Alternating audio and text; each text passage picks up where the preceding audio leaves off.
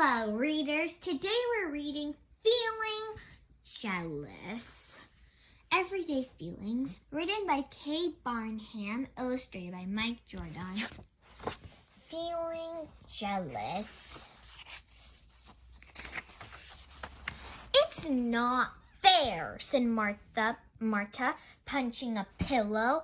What's not fair? Lucy asked. She was Martha's best friend, and she was worried about how upset Martha looked. Peter goes to bed at 8 o'clock, huffed Martha, hurling a cuddly pillow across the bedroom, and I have to go to bed at 7. See? Not fair. Ah, said Lucy. She did see. Dad says I'm silly to feel jealous, added Martha. He says that Peter's older than me, so of course he should go to bed later. Lucy thought for a moment, then she smiled. If Martha could think of something good about being the younger one, then she might feel happier.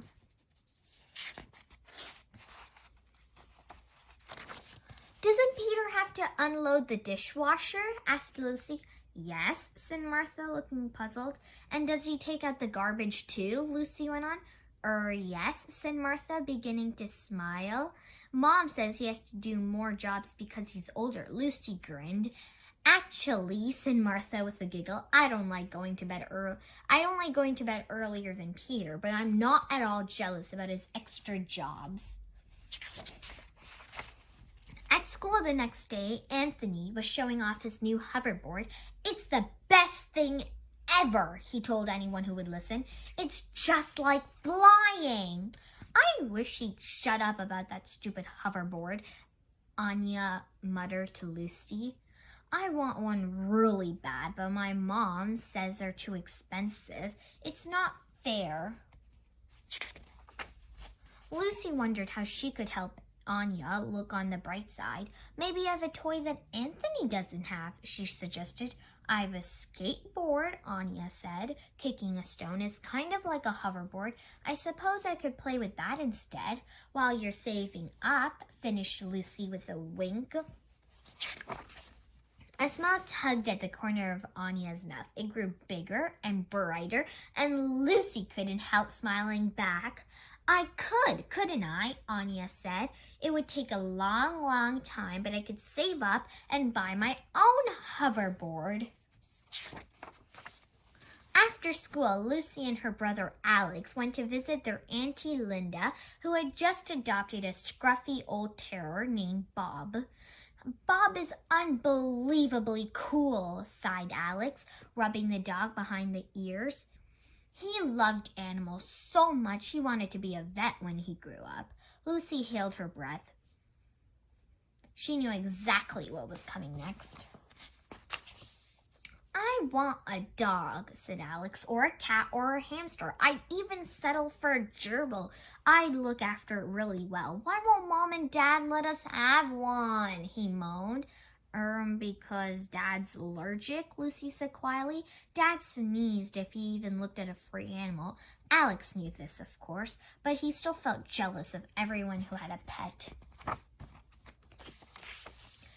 Auntie Linda, said Lucy, petting the little dog, do you think we might be able to take Bob for walks? Could we sort of share him? What a wonderful idea, said Auntie Linda. Why don't we start now? And she handed Bob's leash to Alex, who beamed with happiness.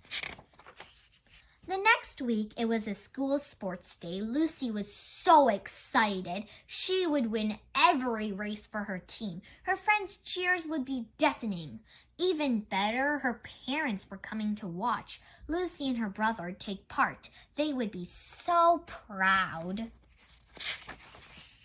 But Lucy dropped her egg 27 times in the egg and spoon race.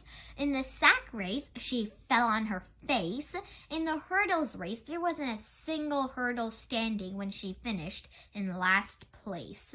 Look, Alex is about to run the hurdles, Martha said to Lucy. That'll cheer you up. Your brother's so fast. Alex was fast. He was so fast that he finished in first place. Then he won the 100-meter race too. Lucy scowled. Alex had done exactly what she'd wanted to do. He'd won. Now everyone was cheering for him. Cheer up, Lucy, Martha said. I know losing's hard, but the good thing is that your brother did so well. Lucy saw Alex's shining face. I'll try to feel happy for him, she said. Besides, Alex is on the track team, Martha went on. Why don't you take up a sport? Then we would be cheering for you next year. Lucy thought for a moment. She did love swimming. Go on, have one of my medals, said Alex, hanging a medal around Lucy's neck. Lucy smiled at how everyone had bounced her own advice back at her, and maybe it was good advice, because now she didn't feel jealous at all.